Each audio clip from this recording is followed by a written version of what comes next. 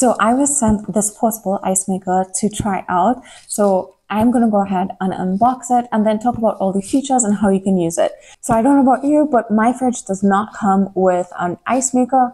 So I had to actually buy an ice tray to go ahead and make ice. But of course, you know how annoying that is sometimes because you constantly have to refill it.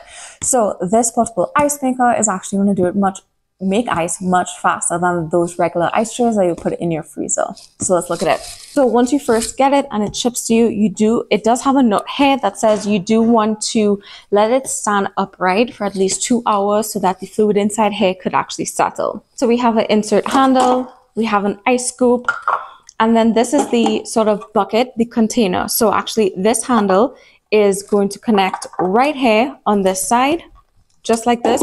So this is actually how we're going to be scooping out the ice. Once it makes the ice, you can also, of course, use the scoop that it comes with. Now, you can actually put the scoop right here in this handle, so it's super easy to not lose track of where it is. Now, it also comes with a nice little ice bag. So once you are finished with, the ice is finished making, you can go ahead and collect the ice in this, and this will go ahead and store it so that you can continue making ice. So this is a zoomed in look. This is the handle for the ice bucket. And then in here is actually where the ice is going to come from. So now on the inside of here, I'm not sure if you could see that, but this right here says max. So that is actually telling you the max amount of water that you should have, so you know where that line is. Now on the top here, so this add water is going to tell you if you need to add more water. If the ice is full and you need to empty it, this is your power button. The Essence L, this is if you want to have like small cubes of ice versus large cubes of ice. And then of course the on and off and the select button. Besides obviously the attachments, it does come with a great manual. So it is going to tell you like the operating procedures, maintenance, and anything like that, what each button is and how you're actually supposed to use it, how you're supposed to clean it. It also has replacement parts and troubleshooting if you need that.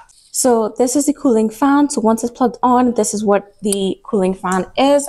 And at the bottom, there's a drainage plug. So when you need to drain all the water, you can go ahead and take this out and then plug it back in so that the water stays in. So water is in, container is there, and we're going to go ahead and start this. Okay, so I've just plugged it in, and as you can see, the power is flashing. So let's go ahead and turn that on.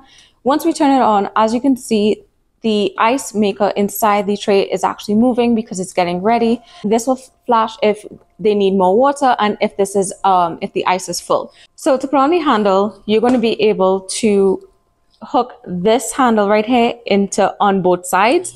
So once you go ahead and line that up, you can get both handles in, and this will be a nice handle to go ahead and use to carry around your ice maker.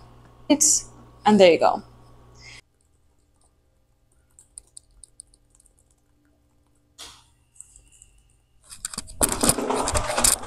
So this is what the ice looks like.